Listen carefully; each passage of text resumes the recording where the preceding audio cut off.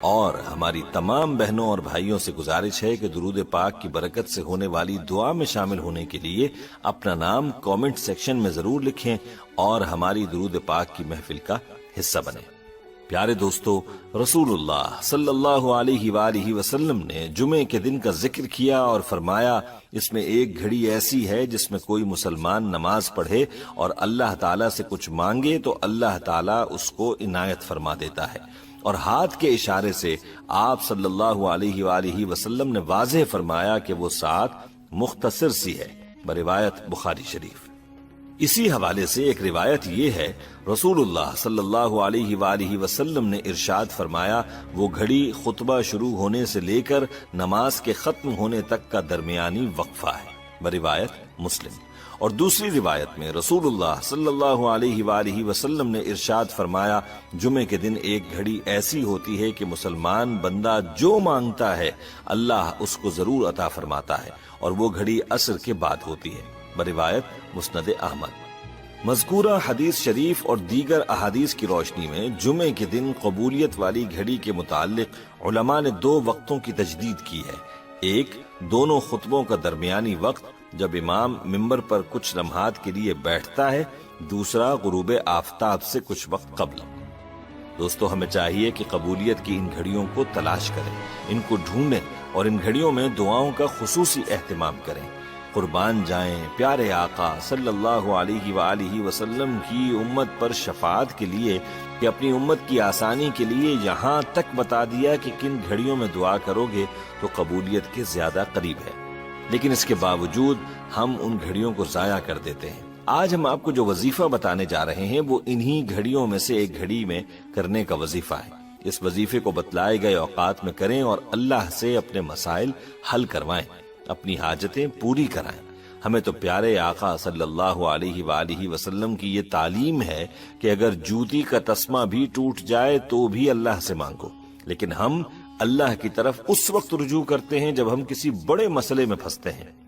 اور یاد رہے کہ اللہ کو جس وقت بھی پکارا اللہ تو اپنے بندے کی سنتا ہے۔ اللہ یہ نہیں کہتا کہ تم اب میرے در پر کیوں آئے ہو، بلکہ جب اللہ کی طرف بندہ رجوع کرتا ہے تو اللہ خوش ہوتا ہے۔ اس لیے ہمیں چاہیے کہ اپنی ہر حاجت میں اللہ ہی سے رجوع کیا جائے، کیونکہ وہی تو حاجت روا ہے۔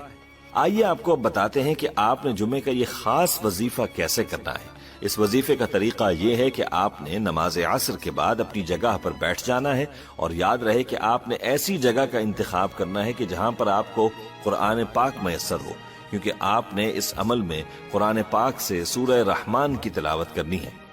وظیفے کا طریقہ یہ ہے کہ آپ نے سب سے پہلے درود امی وصلی اللہ علی النبی الامی وعلی آلہ وسلم 41 مرتبہ پڑھنا ہے۔ پھر اس کے بعد سورہ رحمان کی تلاوت شروع کرنی ہے۔ جب آپ اس آیت فَبِأَيِّ آلَاءِ رَبِّكُمَا تُكَذِّبَانِ پر پہنچیں تو آپ نے اس آیت کے بعد 10 مرتبہ اس آیت لا الہ الا اللہ الملک الحق المبین کو پڑھنا ہے۔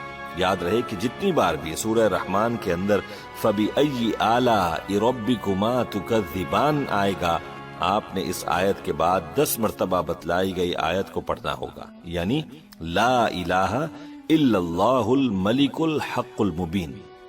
اور اس آیت کو پڑھتے وقت آپ نے اپنے ذہن میں اپنی حاجت کو رکھنا ہے، جس حاجت کے لیے آپ وظیفہ کر رہے ہیں، اور اس طرح سے سورہ رحمان کی تلاوت مکمل کرنی ہے۔ یاد رہے کہ سورہ رحمان میں فَبِأَيِّ آلَاءِ رَبِّكُمَا تُكَذِّبَانِ والی آیت 31 مرتبہ آئی ہے، اور آپ نے ہر بار اس آیت کے بعد 10 مرتبہ لا الہ الا اللہ الملک الحق المبین کو پڑھنا ہے۔ اس طرح سے سورہ رحمان کے ختم تک اس آیت کی 310 تعداد مکمل ہو جائے گی۔ دوستو، جب سورہ رحمان کی بتلائے گئے طریقے پر تلاوت مکمل ہو جائے تو پھر آپ نے دوبارہ درود امی کو 41 مرتبہ پڑھنا ہے، یعنی وصلی اللہ علی النبی الامی وعلی آلہ وسلم۔ اس کے بعد دعا مانگنے سے پہلے آپ نے 101 مرتبہ استغفار پڑھنا ہے، اور پھر آپ نے اللہ کے حضور نہایت عاجزی کے ساتھ اپنی حاجت کے لیے دعا مانگنی ہے۔ اور یاد رہے کہ دعا کو آداب کی رعایت رکھتے ہوئے مانگیں، اور دعا رسمی دعا نہیں ہونی چاہیے بلکہ حقیقی معنوں میں دعا ہونی چاہیے۔ حقیقی دعا کون سی ہوتی ہے؟ اس بارے میں آپ کو مختصراً واقعہ سنائے دیتے ہیں۔ کہتے ہیں کہ ایک مسجد کے باہر ایک نابینا شخص ایک عرصے سے بھیک مانگتا تھا، اور اس کے بھیک مانگنے کا انداز یہ تھا کہ وہ یہ دعائیہ کلمات دہراتا رہتا: اے اللہ مجھے آنکھوں کی روشنی دے دے۔ انہی کلمات کی وہ صدائیں لگاتا رہتا، اور اتفاقاً وقت کا بادشاہ بھی اس مسجد میں وقتاً فوقتاً نماز پڑھنے جاتا رہتا تھا۔ بادشاہ کو اس شخص کے اس انداز سے کوفت ہوئی۔ اس نے سوچا کہ یہ شخص اللہ سے اتنے عرصے سے مانگ رہا ہے لیکن اس کی دعا قبول نہیں ہوتی، اس کا مطلب یہ ہے کہ یہ حقیقت میں دل سے نہیں مانگ رہا۔ ایک دن اس نے مسجد میں داخل ہونے سے پہلے اس شخص کو کہا کہ اگر آج میرے مسجد سے باہر آنے تک تمہاری آنکھوں کی روشنی نہ آئی تو میں تمہارا سر قلم کروا دوں گا۔ اب جب اس بندے کی جان پر پڑی تو اس نے اللہ سے حقیقی معنوں میں گڑ گڑا کر مانگا، اور اپنی جان بچانے کے لیے ایسا مانگا اور ایسا رویا کہ اس کو اللہ نے آنکھوں کی روشنی عطا کر دی۔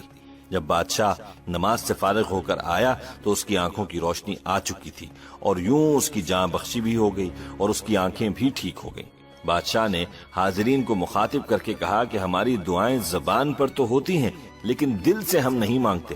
آج اس شخص کی جان پر بنی تو اس نے دل سے دعا کی اور اللہ نے دعا قبول کر لی۔ دوستو، ہمیں بھی چاہیے کہ دعا مانگنے کا جو حق ہے اس کو ادا کر کے تو دیکھیں، پھر دیکھیں دعا قبول ہوتی ہے یا نہیں۔ آئیے واپس آتے ہیں وظیفے کو مکمل کرنے کی جانب۔ ہم بات کر رہے تھے کہ بتلائے گئے طریقے پر وظیفہ کرنے کے بعد آپ نے دعا کرنی ہے، اور دعا مسلسل مغرب تک یعنی اذان کے ختم تک کرتے رہنا ہے۔ اذان جب ختم ہو جائے تو مغرب کی نماز ادا کریں، اور فرض نماز کے بعد آپ نے 2 رکعت نماز صلاۃ الحاجات پڑھنی ہے، اور صلاۃ الحاجات پڑھنے کے بعد پھر اللہ کے حضور دوبارہ سے نہایت عاجزی کے ساتھ اپنی حاجت کے لیے ہاتھ بلند کرنے ہیں۔ اللہ کے فضل سے آپ کی جو بھی حاجت ہوگی وہ ضرور پوری ہوگی۔ اللہ آپ کی دعا کو قبول فرمائے گا۔ یہ عمل بہت ہی مجرب و مؤثر ہے۔